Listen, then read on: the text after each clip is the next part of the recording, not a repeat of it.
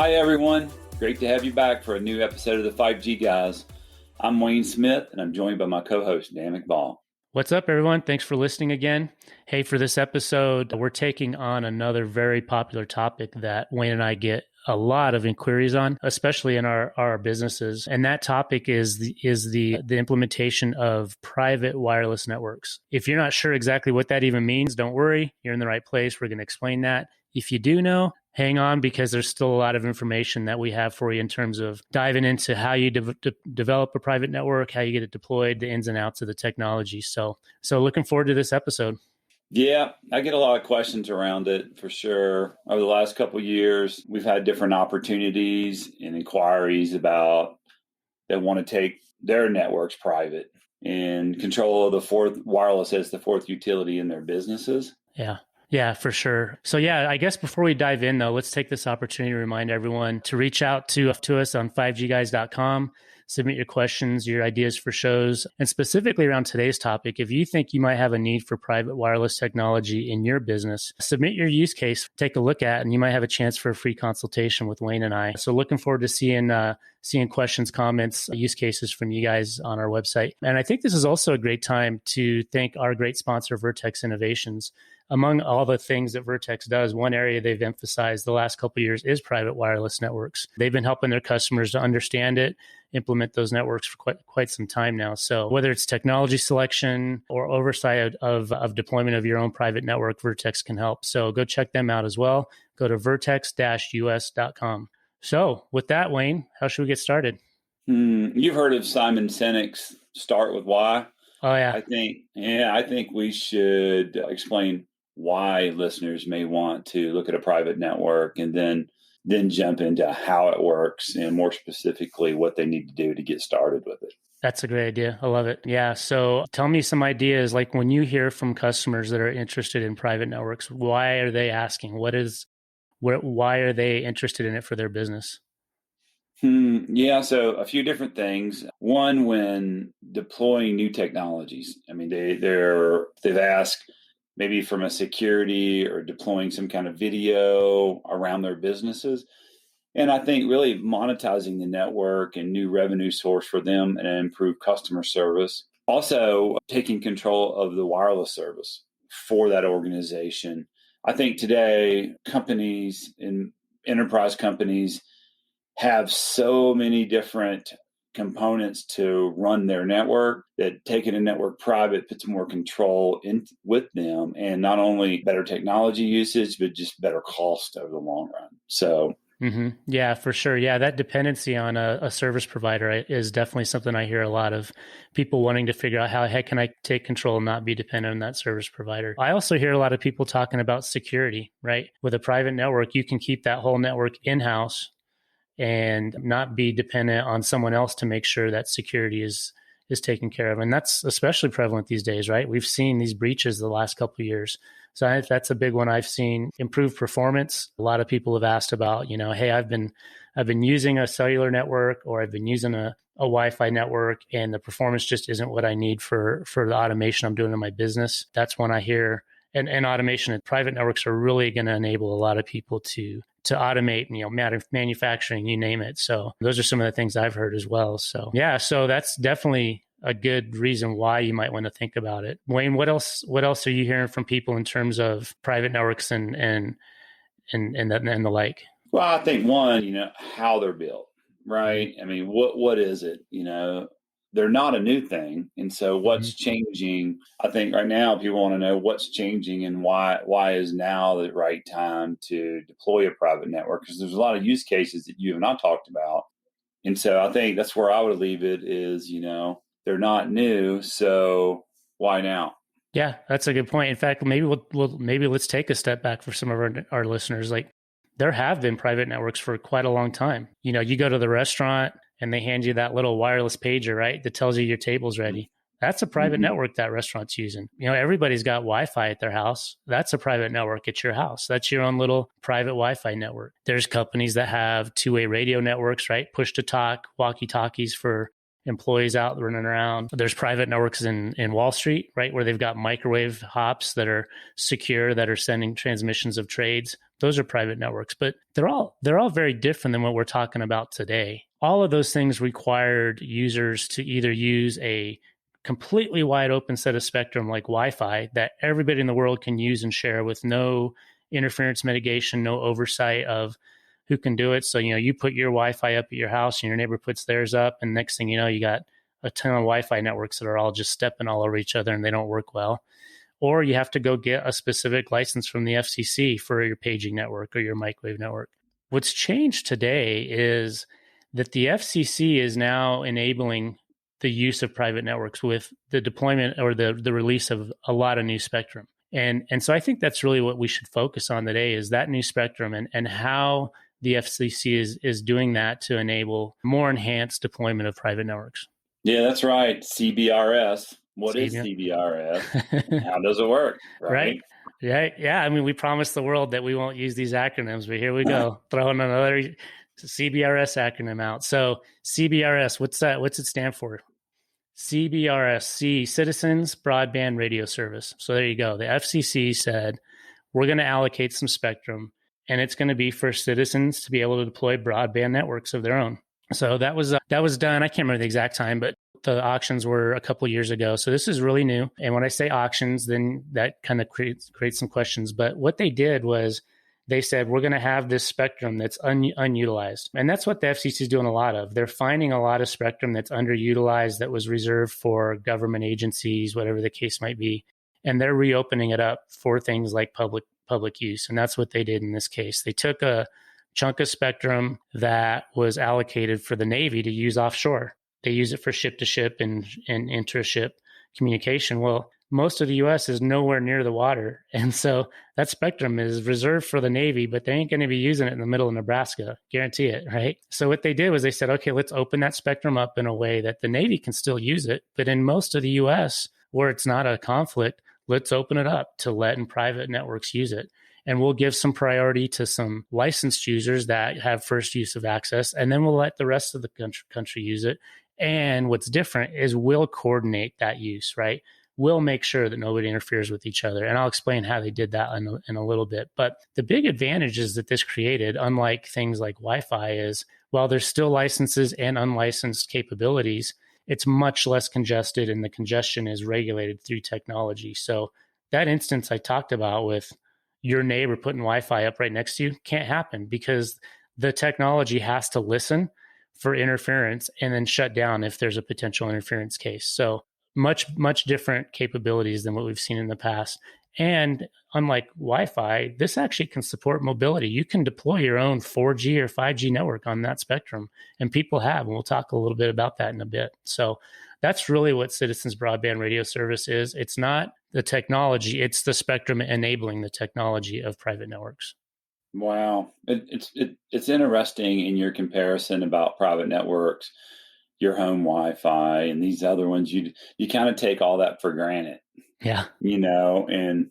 But I think what this does, if I understand you correctly, it opens up spectrum for businesses to build a more robust experience for their company.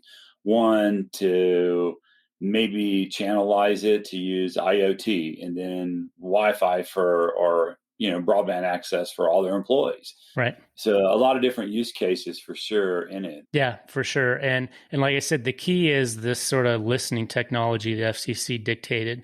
So all infrastructure that you can buy and deploy for a private network on CBRS is required to be outfit with this listening first technology. And what it does is it works with these nationwide providers. Google is one, Federated Wireless. There's a handful of them that basically are the traffic cop, if you will, right? So they're making sure that, hey, let's say that you are in Norfolk, Virginia, and there is a ship offshore that is using that spectrum. Well, they're going to sense that, and they're going to tell all of the infrastructure in the Norfolk area that they got to shut off so that they don't interfere with the Navy, right? And then once that ship's offshore and it's cleared up, they get to turn back up again and use it. And then, Joe Smith, who's also using that, in his basement, his system is also going to be listening. And in the rare instance that, a large corporation like, I don't know, we'll say Soft is using it on their campus, might interfere with Joe or Joe might interfere with them,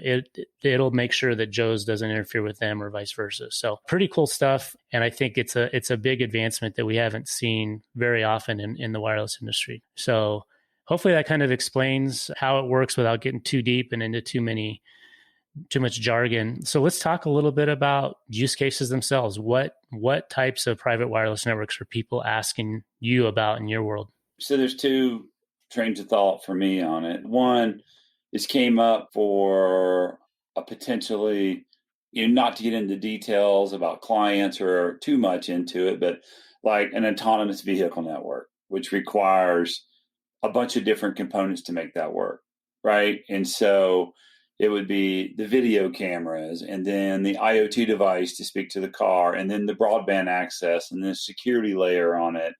And so it seems like that's been a use case for an autonomous bus.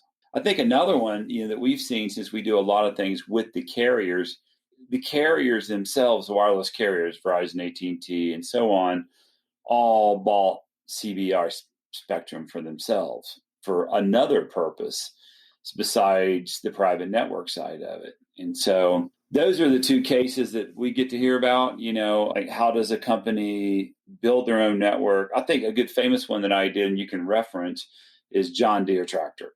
If you think about John Deere, they have tons of distribution centers, tons of equipment that throw off data, a large international organization with a requirement for their own network to make more cost effective.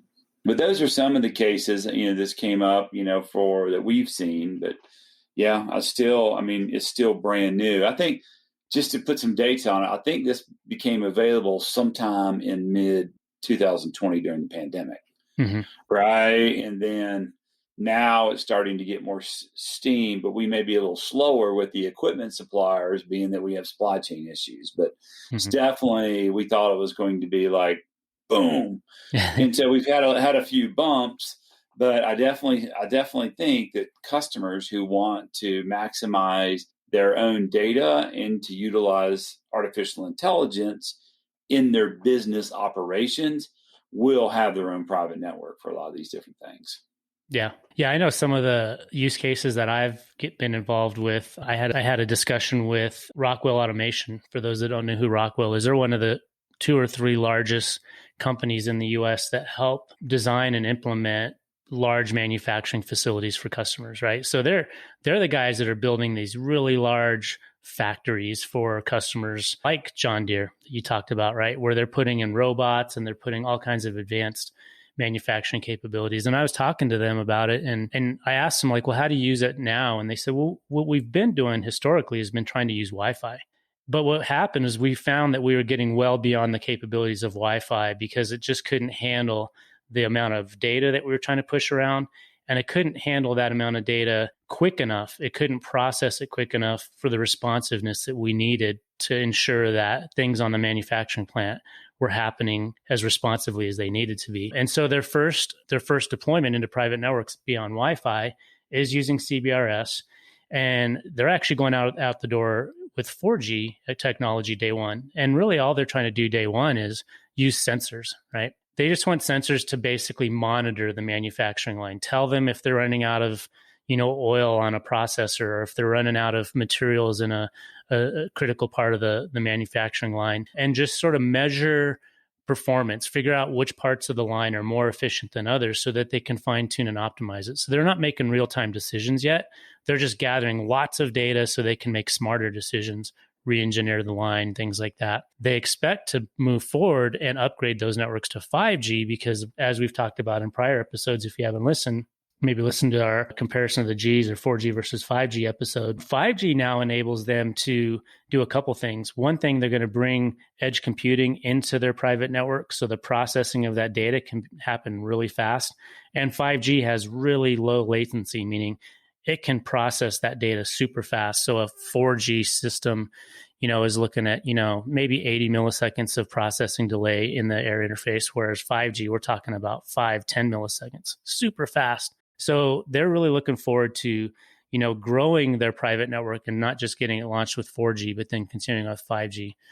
Another cool use case I've had the opportunity to learn about is someone that has deployed a private network for a school district. So there's a school district during the pandemic that had a very large population of low-income families. So they were able to secure some federal grants and build their own private wireless network. So they're not dependent on a cellular carrier. They're not dependent on, an ISP like Comcast or Verizon or CenturyLink, because a lot of these students don't have broadband at home. And if they did, they still don't have computers and things and the ability to afford to subscribe to that service. So what this school district did was they got federal and state grants, and they built their own private wireless network on CBRS. And they were able to buy laptops and subscriber modems and give them out to these students. And these students were able to go to school from home during the pandemic using this private network. So it was a game changer. And I think it's going to, the type of thing we're going to see a lot more of is, filling that digital divide with private wireless networks, so that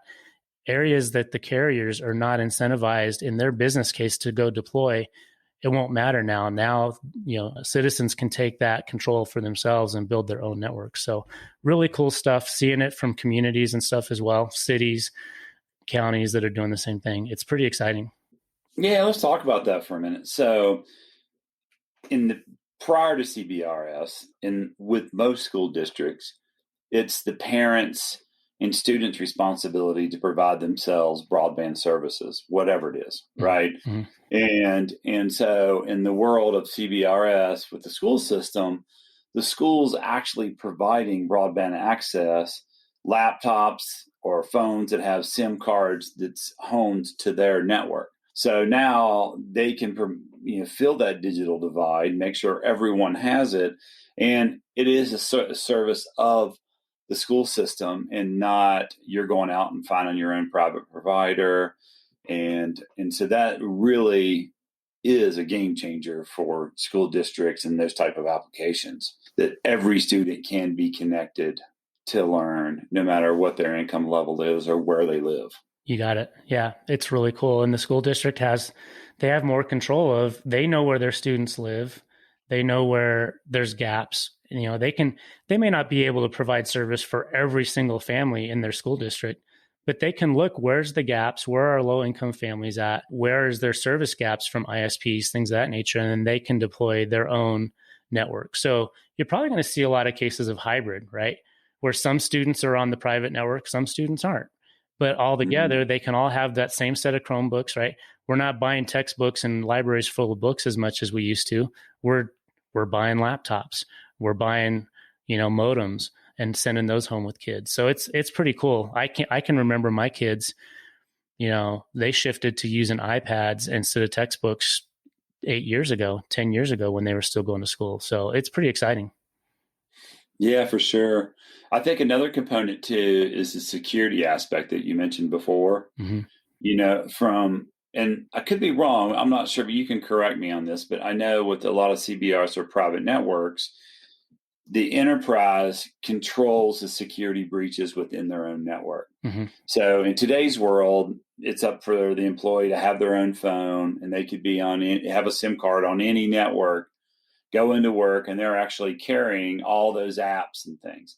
But under the private network, you're able to have a dual SIM card in your phone. Mm-hmm. So once you cross into the private network area, that your now phone is on the enterprise's own network and not going out to the world the same way as a regular phone would be. Correct? Or you got it. Yeah, absolutely. Yeah. And that's a cool advancement for those who don't know what a SIM is. So SIM card is Subscriber Identification Module, I think is what the acronym stands for. I could be wrong. If I got it wrong, comment in the show notes and correct me. But yeah, it's basically a card it's basically your phone's identity that validates that, yeah, you're paying your bill and you're allowed to use your phone. And forever, until very, very recently, in the last 5 years or so, every phone had one SIM card. Well, now most phones have a dual SIM card capability. So yeah, you can basically have that same phone act like two different phones depending on where you're at. So it's a really cool capability. The other thing from a security standpoint is, let's take that manufacturing plant. They can build their own private network inside the walls of their facility Whereas before, if they needed to leverage a cellular service provider, for example, that network traffic was going to leave their building and go out to the carrier's network that had all kinds of exposures to the internet, to, the whole world that can access that same network. Whereas now they can build that network that's going to be controlling very precise processes and secure processes in their factory with infrastructure that's inside their walls and never has to leave their facility and be exposed to the greater internet. This is huge in healthcare, right? Imagine your doctor doing a remote surgery with a robotic arm to remove your spleen or whatever he has to do, and using a public network that could be hacked. It's crazy, right? Yeah. So for sure, I think security is a big area that you're going to start seeing people move to private networks. Yeah, it's hard to get your mind around all those things, but being a business owner and looking at your operational costs to run your business, you start to see where it makes economical sense to do an investment in your private network in the short term. So in the long term, as the business grows, you can take advantage of all the new technological breakthroughs that happen. Whereas today, it's very costly to take advantage of those. And so you're running on, to your point, other networks, especially if you have a presence in multiple states, for instance. You may have one set of providers down south in the U.S., you have another set of providers in the Midwest, one on the West Coast. So as a company, you're having to figure all that out. By taking the investment and building your own network, you can actually connect your own network to the multiple states.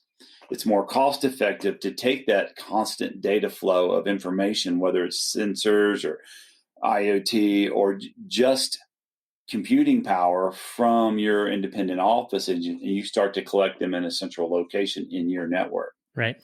So it makes a lot of sense down the path for most enterprises to go that direction instead of having AT&T here, Verizon here, Zayo, whatever the providers are.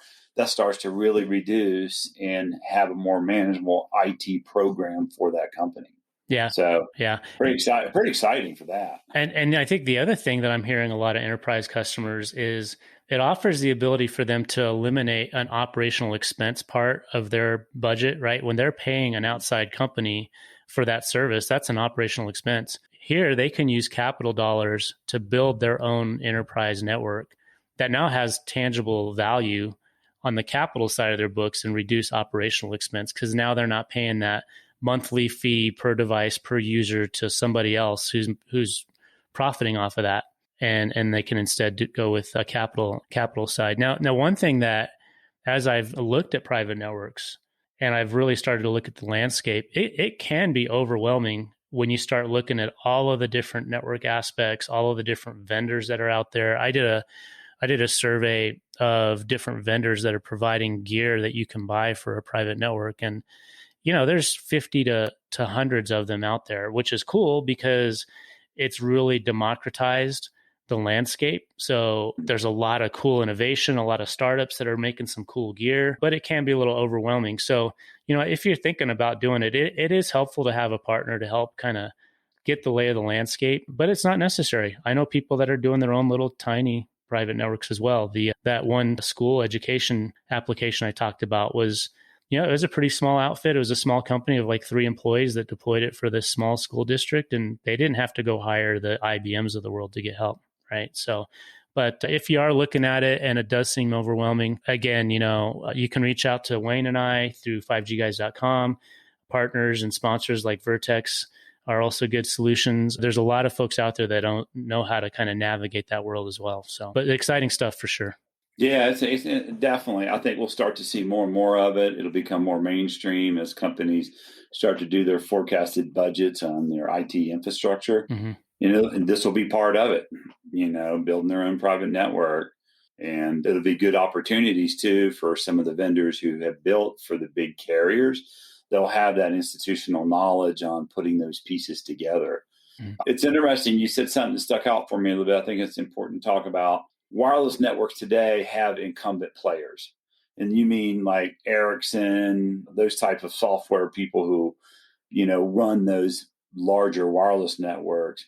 By opening this up, essentially they're innovating within the space. Now there's a lot of smaller players that can provide that same kind of software and that back end on how to run your network to the other providers. That's right. So you have more selection. You're going to be able to deploy based on your budget and the size of your company. So those are all exciting breakthroughs to continue to see happen. Yeah, for sure. So, well, awesome, man. I think this hopefully a good overview for listeners. There's obviously a lot more to it. We can dive a lot deeper. So as always, thanks for joining us. Again, go to 5gguys.com, connect with us, give us your questions, anything we got wrong as always. And the offer still stands. If you've got a use case that you want help with, submit it, and Wayne and I might take it on as a free consultation for you. So with that, my friend, thanks for another great episode. Yep. Thanks, Dan. All right. Till next time. Thanks again. See you guys. Thanks for listening to the 5G Guys. For more resources and to connect with Dan and Wayne, check out their website at 5gguys.com. If you enjoyed this episode, be sure to hit that follow button and share this episode with your friends and family.